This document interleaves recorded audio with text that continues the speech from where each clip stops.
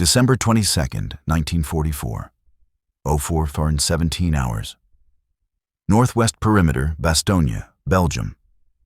Ice cracks like breaking glass beneath Corporal Daniel Reeves's boots as he forces his numb fingers around the wooden handle of a WW2 fragmentation grenade. The forest in front of him is black, not dark, not shadowed, but black, as if the Ardennes itself has swallowed the moon. Snow drifts sideways in thin sheets, driven by a wind so bitter it feels weaponized. Somewhere far off, a German Nebelwerfer spits a quivering scream across the night sky. Then another. The ground trembles. Reeves doesn't flinch. He's working. 30 yards behind him, the men of the 101st Airborne huddle in shallow foxholes and half-collapsed fighting pits, their breath rising in pale clouds. They've been ringed in for days, cut off from armor, from resupply, from everything except cold and artillery. But Reeves isn't digging in like the others. He's pacing back and forth across a patch of snow like a man laying out blueprints only he can see. A single thought hammers in his skull. If Jerry comes tonight, I want them funneled, I want them blind, and I want them dead before they know what killed them. He kneels, pulls another grenade from his jacket, twists wire with his teeth. His gloves lie discarded beside him. Fingers work faster in the open air, even if they bleed in the cold. Behind him, Private O'Malley mutters, "Jesus, Dan, this is crazy. You building a damn Christmas tree or something?" Reeves doesn't look up. "Not a tree," he says flatly. "A trap." To O'Malley, and to everyone else, it looks stupid. Truly stupid. Grenades half buried in snow, wires everywhere. Stakes hammered into frozen mud. It doesn't resemble any field manual layout. It looks like the fever dream of some rear echelon engineer who hasn't slept in a week. But Reeves is no engineer. He's a corporal, a rifleman, a nobody. And yet, what he's constructing is something no man on the line has seen. 23 tripwires radiate outward from a narrow forest funnel, each connected to a different grenade cluster. Some grenades are buried under soft snow, some are tied to pine roots, some are hanging beneath broken branches where an advancing German patrol would never look. Every grouping overlaps another. Redundancy, overlapping kill zones, sequential timing. He doesn't have the vocabulary engineers use, but he understands the principle all the same. Traps should punish enemies for surviving the first blast, and the second, and the third. He pulls taut a line of waxed communication wire, hears it hum with tension. Captain Fowler approaches from behind, boots crunching. "What the hell is this, Corporal? This looks like a mess." "Defense in depth, sir." "Looks like suicide in depth." Reeves straightens, face pale from the cold. "If they break through here, sir, they take the ridge. If they take the ridge, they see the whole town. If they see the town, they walk artillery right onto our wounded. I'm not letting them through this point." Fowler studies the web of lines, shaking his head. "You sure any of this will even work?" Reeves inhales the freezing air. "It'll work." Because last night, when German patrols probed the line with near-silent discipline, when shadows danced between the trees, when American listening posts reported what sounded like clinking metal and whispered German commands, Reeves realized something. The enemy had found this blind spot, and they meant to exploit it. He wedges another Mankay 2 into the snow, pulls the pin halfway, and tucks the spoon beneath a tensioned loop. He whispers to himself, 57 grenades, 23 wires, one path in. O'Malley stares at the forest. "You really think they'll come through this exact choke, Dan?" "They'll come exactly where they think we aren't watching." The wind howls again, pushing snow across the wires, hiding them, disguising them, perfecting them. 5 yards away, a branch snaps, just the wind, but every man flinches. In the darkness, Daniel Reeves feels something rising in his chest. Not fear, not panic, but a strange, cold calm. As if the winter itself approves of what he's doing. He steps back and looks at the entire system the way an artist looks at a painting. Every grenade a brushstroke, every wire a contour, every cluster a layer of death waiting in silence. This is no stupid trap. This is engineering born of desperation and ingenuity forged by survival. He wipes his bleeding fingertips on his jacket, breath steaming as he whispers, "If they come, we end it fast." Far down the line, a machine gun barks. A flare arcs upward. Men shout. Reeves freezes. He knows what that means. German patrol. Close, moving fast, and his trap isn't finished. He grabs the last coil of wire and sprints. Snow erupts beneath his boots as he runs toward the far trigger point, racing the Germans, racing time itself. The forest echoes with crunching footsteps. Not American. German. He lunges behind a tree, ties the final wire off, shoves the last grenade under a fallen log. And then hears the sound that makes his blood run colder than the air. Soft, disciplined footsteps. 20, maybe more. Coming straight toward the kill funnel. Reeves presses himself into the snow, breath shallow, pulse hammering. If they see the wires, it's over. If they don't, 19 seconds will change everything. Of 4:36 hours. Ardennes tree line, 40 meters north of the 101st Defensive Ridge. The footsteps grow closer, crisp, deliberate, synchronized. German. The kind of movement that betrays training honed since boyhood. Reeves feels every vibration through his chest as the snow crunches just beyond the thin pines. He doesn't dare lift his head. He doesn't dare breathe fully. He lets the cold numb him until he becomes another shadow in the white. A low voice surfaces, a rough whisper in German. Langsam, beobachten, stolperdrate. Slow, watch for tripwires. Reeves closes his eyes. They're expecting traps. They're looking for them. 23 men.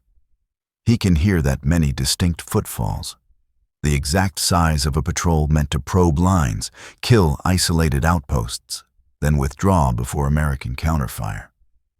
The kind of patrol that kills quietly. A twig snaps, boots shuffle. One man, taller than the others by the sound of his stride, moves ahead of the formation, probably the point scout. "Davorn," another whispers. "Up there." He's pointing toward a patch of moonlit snow, a choke point Reeves intended from the beginning, a narrow corridor between two deadfalls, a funnel that forces bodies into single file. But the Germans don't walk directly into it. They study the ground. Reeves watches from beneath a veil of pine needles as the point scout kneels, brushing snow aside with gloved hands, searching for disturbed earth, for tripwires. For anything unnatural. Reeves's heart smashes against his ribs. One wrong discovery, one exposed wire, and the corporal becomes a corpse in the snow before he can blink. The scout moves his hand closer to a wire buried beneath less than an inch of fresh snowfall. He will touch it in seconds. Reeves feels time collapse inward. Then, a faint clatter in the distance. Somewhere behind American lines, a soldier drops an ammo tin. The scout stiffens. He lifts his head toward the sound. He whispers, "Amerikaner." He stands. He signals his men forward. And just like that, fate tilts in Reeves's favor. The Germans begin moving through the funnel. Slow, methodical, weapons raised, mouths covered in wool to hide breath. One steps over the first wire without touching it.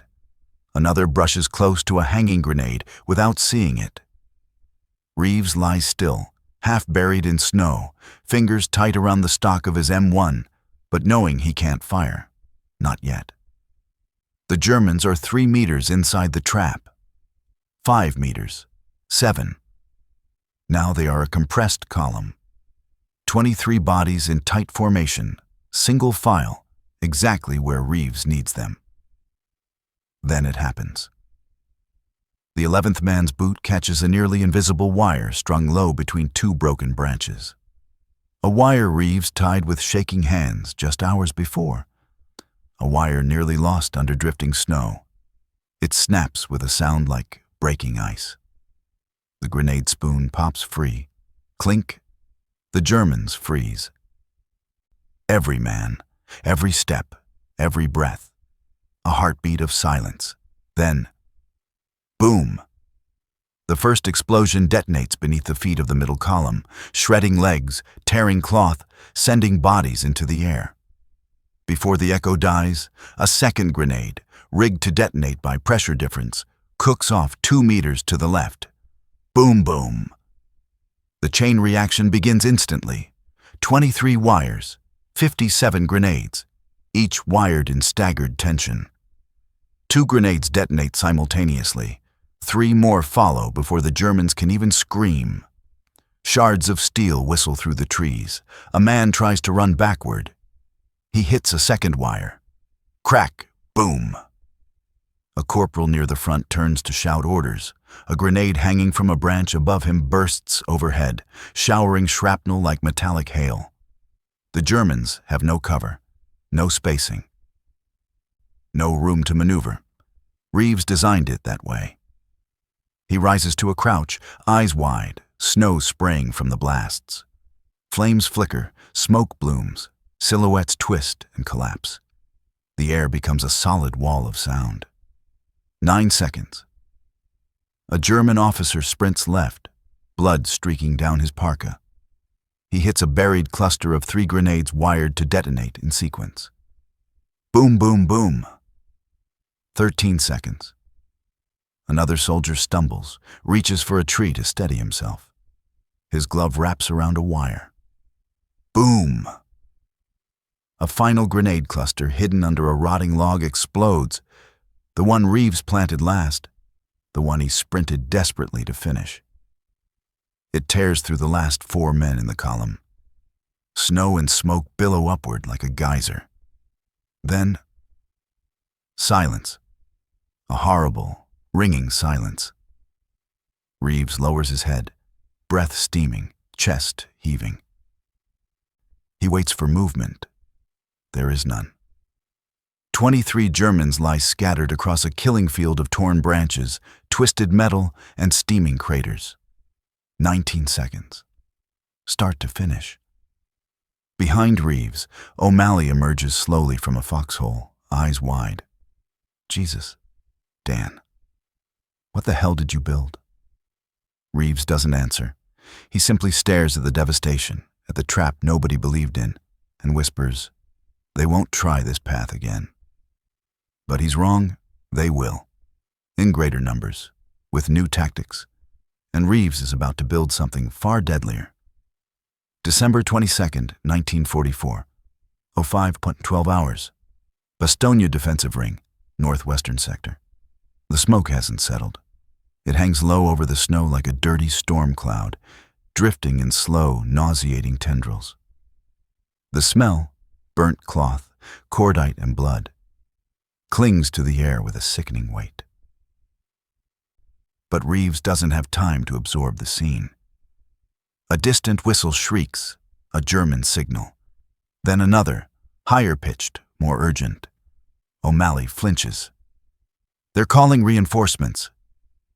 Reeves already knows. The enemy isn't pulling back. They're regrouping. His trap had worked too well. 23 men gone in under 20 seconds. It would enrage any German company commander within earshot. And trained German infantry never allowed a mystery to stand unanswered. Reeves wipes frost from his eyebrows with a trembling hand. He knows exactly what happens next. The Germans will assume the first explosion was lucky. A mine, a single charge. They'll assume the second was accidental, grenades cooking off from the initial blast. But the pattern, the overlapping detonations, the unnatural sequencing, that will not be ignored. Dan, O'Malley whispers, voice cracking. If they come again, and they will, we ain't got enough ammo to hold a real assault. Reeves inhales slowly, eyes drifting across the shattered remains of his kill zone. The forest itself seems wounded. Branches snapped, trees leaning crookedly from concussion waves, snow stained black and red. In that devastation, Reeves doesn't see horror. He sees data. He steps forward, boots sinking into the loose snow thrown up by the blasts. He examines where wires snapped, where grenades detonated prematurely, where timing clustered too much in one direction. To anyone else, it's carnage. To Reeves, it's a blueprint. How many grenades we got left? He asks quietly. O'Malley pauses. What? Dan, how many? Counting the platoon crates. Maybe another 60, if we're lucky. Reeves nods once. Get me all of them. O'Malley stares. We need those for the line. This is the line. From behind, Captain Fowler approaches, breath hissing through his scarf. Corporal, you just wiped out a German patrol and probably sent their battalion commander into a fit. But we don't have the luxury to spend the rest of our explosives on experiments. Reeves doesn't turn around. Sir, if that patrol was probing us, the next wave won't be 20. It'll be 70. Fowler hesitates. And how do you know that? Because if I were them, Reeves says, that's what I'd send. The captain swallows. He realizes Reeves is right. Fine, Fowler says. You get your grenades. But if this doesn't work... If it doesn't work, sir, Reeves cuts in. We're dead anyway. 06:04 hours, 30 minutes later. Reeves has built 3 new kill zones. Not 1, 3. And each is more complex than the last. Where the first used 23 wires, the second uses 32. Where the first had overlapping clusters, this system includes stacked timing. Grenades positioned to detonate in vertical layers, maximizing fragmentation spread. He digs furiously with a broken entrenching tool, carving pockets beneath roots, burying grenades at specific angles, tying them off with wire so thin it vanishes under frost. O'Malley watches him work with wide, exhausted eyes. Dan, where'd you learn to do all this? Reeves snorts, not looking up. Basement of my uncle's farm. What? We used to rig traps when foxes kept getting into the henhouse. Wires, trip spars, pressure triggers. Same idea. O'Malley stares. Except this ain't foxes. No, Reeves mutters, teeth clenched around a wire knot. And these aren't hens. His hands are bleeding again. His nails cracked, his fingertips blue. But he doesn't stop. Every new blast pocket matters. Every angle matters. Snow falls faster now, sticking to his eyelashes.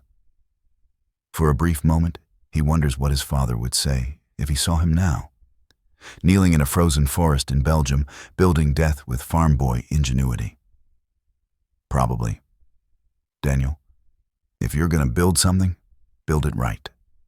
He keeps going. 07:11 hours. German lines, 600 meters east. Kapitänleutnant Ernst Becker, commander of the local Volksgrenadier assault detachment, stands over a map on the hood of a frozen Kubelwagen. He listens grimly as a wounded scout, shaken and half-deaf, describes what happened. "Es war kinda mean. Es waren viele. It wasn't a mine, it was many. Becker doesn't believe in American cleverness, but he believes in American stubbornness. And he knows there is a man out there, one man, who designed something that killed 23 of his troops before they could fire a shot. That soldier, Becker growls, is to be eliminated. He orders 70 men to prepare for a renewed assault. Weapons checked, bayonets fixed, grenades stocked. The German counterattack begins forming. 07:42 hours. American line, Reeves' sector.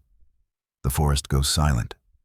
Too silent. Then clunk, clunk, clunk, mortar rounds being dropped into tubes. Reeves freezes. O'Malley whispers, "Incoming." But Reeves shakes his head. No, not yet. They're zeroing range. And he's right. The first mortar round hits 100 meters short. The second, 50 meters. The third, dead on target. The forest erupts in geysers of dirt and snow. Branches splinter overhead. Men dive into foxholes, pressing helmets against the earth. The Germans are clearing the field, erasing blind spots, trying to expose traps. Reeves crawls forward, shielding his face from falling debris. His new kill zones are about to be tested, but not by foxes, by 70 armed, furious Germans. And they're coming fast. December 22nd, 1944. 07:51 hours. Northwest Bastogne perimeter, Reeves' sector. The fourth mortar blast showers Reeves with half-frozen dirt. It patters across his helmet like gravel on tin. He stays low, breath muffled inside his scarf, eyes fixed on the forest edge. The Germans aren't firing blind. Their mortar crew advances the splash pattern in deliberate, mathematical increments. A bracket adjustment that any trained infantryman recognizes immediately. "They're walking it in," O'Malley shouts from a foxhole. "Yeah," Reeves mutters, trying to clear the snow, to expose wires. The thought hits him like a punch. The Germans don't need to find every tripwire, just one. One exposed wire, and the system is compromised. He crawls forward through the snow, sliding behind a fallen log, ignoring the icy burn on his palms. The mortar barrage abruptly stops. A moment of dreadful quiet follows. Too still, too sudden. Reeves knows that silence. He's heard it before. It means one thing. They're coming. Now. A faint clatter. Boots hitting frozen earth in unison.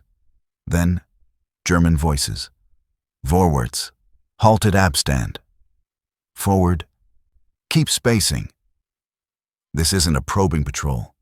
This is an assault formation. Staggered, disciplined, eyes trained on the ground. Reeves's heart slams in his chest. This time, they won't funnel neatly into a single kill path. They'll fan out. Probe simultaneously. Look for patterns. He braces his back against the log, snow falling from its bark. German helmets appear through the trees, steel-gray silhouettes drifting like ghosts between the pines. Then a second line behind them, then a third. So many. O'Malley swears under his breath. Fowler steadies his M1, muttering a prayer. Other paratroopers along the line tighten their grips on rifles, each man knowing that if Reeves's traps fail, this whole ridge will collapse. The Germans advance in careful steps, scanning every inch of the ground. They prod the snow with bayonets. They tap roots. They lean close to examine patches of disturbed ice. Reeves clenches his jaw. "Come on," he whispers. "Just a little more. Little closer." They're 10 meters from the first kill zone. 8, 6. A German sergeant raises his fist, halting the whole column. He kneels, brushes snow aside, stares directly at a trigger wire. Reeves's stomach drops. He watches the man follow the wire with 2 fingers, tracing it toward a grenade hidden beneath a wedge of bark. The sergeant lifts his head and shouts, "Minenfeld!" Minefield. The Germans freeze. Reeves curses under his breath. his intricate web discovered. Then something unexpected happens. Instead of retreating, the Germans spread out. Not backward, but sideways, forming a broad V shape, spacing out into loose clusters to reduce blast effect. Reeves exhales shakily. These aren't green troops. These are seasoned infantry who learned hard lessons on the Eastern Front. They've adapted. Reeves whispers, I need them 3 more steps. But they don't move forward. Not yet. One soldier produces wire cutters. Another lifts a grenade with the tip of his bayonet, intending to disarm the system. Reeves feels the blood drain from his face. If they neutralize this first cluster, they'll unravel the entire thing. He grips his M1. His finger trembles near the trigger. He could shoot the sergeant. He could reveal his position. But if he fires, the Germans will drop flat. Spacing will widen. They'll bypass the traps entirely. He must wait. He must let them destroy the first trap if it means they walk deeper into the second. The sergeant clamps the wire with cutters. Another soldier leans close. And then a private at the edge of the formation shifts his weight, stepping back to avoid a tree root. His heel lands on a barely visible loop of thin wire. One Reeves had laid hours earlier, a secondary line designed specifically for German spacing behavior. The wire snaps. Clink. The spoon flies. The sergeant snaps his head up. Boom! The grenade erupts between 3 men, blasting them off their feet. Before the shockwave dissipates, the secondary trap Reeves buried behind the log detonates. Boom, boom! The cluster rips through the left flank. German instinct takes over. They scramble backward, but this time spacing works against them. Half of them step into the second kill zone. The one Reeves layered beneath loose powder snow with angled grenades facing outward like a fragmentation fan. Boom, boom, boom. The explosion wave arcs outward like a sickle. The forest erupts in screams, trees shatter. The snow turns black with smoke and debris. Reeves ducks behind the log as shrapnel clinks and ricochets around him. O'Malley yells, Holy Mary, they're falling apart. But Reeves isn't celebrating. Not yet. The Germans retreat in 2 directions, stumbling over fallen branches and dragging wounded men. But a second wave pushes forward from behind them. Disciplined, heads low, barking commands. This group isn't panicking. These are veterans. One of them points directly at Reeves's log cover. Amerikaner Stellung. American position. Reeves knows what comes next. Grenade volleys, flanking movement, close combat. He yells back toward Fowler. They're going to try to bypass the kill zones. They'll hit the left gap. Fowler shouts to the men. Shift left. Get rifles ready. Reeves sprints toward the third trap, the one he built in a frenzy, the one he prayed he wouldn't have to use. German boots hammer the snow. Shouts close in. Reeves reaches the final cluster, drops to one knee and wedges himself behind a tree. He grips the central trigger line he designed for manual activation, a last resort mechanism to detonate the entire kill field at once. He whispers, Please work. The Germans break through the trees. Reeves yanks the line with both hands. 20 grenades in the third kill zone detonate simultaneously. The explosion isn't a sound. It's a force, a wave of pressure that shreds air, rattles bones, and punches the breath from the lungs of every man on the ridge. The forest glows orange and white. Snow evaporates in a plume of steam. German silhouettes fly backward like rag dolls. Then, silence. Again. Reeves stumbles to his feet, ears ringing, vision blurred by sweat and smoke. O'Malley gasps, Dan, how many did you just... Reeves doesn't answer, because through the smoke, through the drifting snow, through the carnage of the third trap, He sees movement. Not one man. Not a squad. An entire German company advancing. They've committed everything. And Reeves has almost no grenades left. December 22nd, 1944. 0804 hours. Northwest Bastogne perimeter, the breaking point. The smoke drifts aside like a torn curtain, and what stands behind it freezes every man on the 101st in place. A full German company, 80 men at least. Advancing in staggered formation, weapons up, bayonets fixed, their gray coats billowing like the wings of ravens. This isn't a probe. This is a hammer blow. The kind that breaks lines, fractures morale, and finishes pockets like Bastogne. O'Malley whispers hoarsely, "Dan, we're done. We're dead men." Reeves wipes the blood from his lip and stares, mind racing faster than fear can catch him. He has 3 grenades in his vest, 2 emergency tripwires, 1 dead radio, and dozens of men behind him who will die if he fails. He inhales the freezing air, and something sharp, iron-willed, snaps into place inside him. "No," he mutters. "No, we're not." He drops to his knees, tearing through the snow where the second trap detonated. He's looking for something, anything, that survived the blast. O'Malley stares. "Dan, what are you doing?" Reeves pulls aside a burned branch and finds it. A grenade that failed to detonate. A dud. A miracle. He yanks it free, brushes off soot, and holds it to his ear. The pin is intact. The body intact. Only the fuse assembly looks slightly bent. He grins through bloodied teeth. "It'll blow." "Even if it doesn't," O'Malley mutters. "They'll shoot you before you get close enough to throw it." "I'm not throwing it." Reeves stands.